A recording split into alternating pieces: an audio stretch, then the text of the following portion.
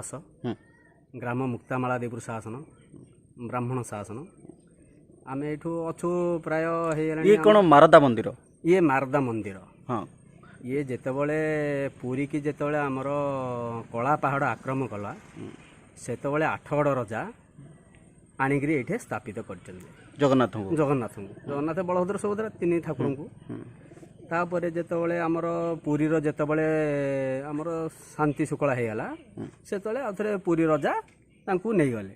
ତାଙ୍କର କିଛି ଦିନ ପାଇଁ ଜଗନ୍ନାଥ ଏଇଠି ରହିଥିଲେ। ଆଚ୍ଛା, କେତେ ଦିନ ଖଣ୍ଡେ ରହିଥିଲେ ଏଠି? କେତେ ଦିନ ପ୍ରାୟ ବର୍ଷେ ଏମିତି ଭିତରେ ରହିଛନ୍ତି ଆଉ। ସେଠି ଯେତେବେଳେ ଶାନ୍ତି ପଡ଼ିଲା ସେତେବେଳେ ଆଉ ଥରେ ଜଗନ୍ନାଥ ସେଇଠି ଆଉ ପୁରୀ ରଜା ନେଇଗଲେ।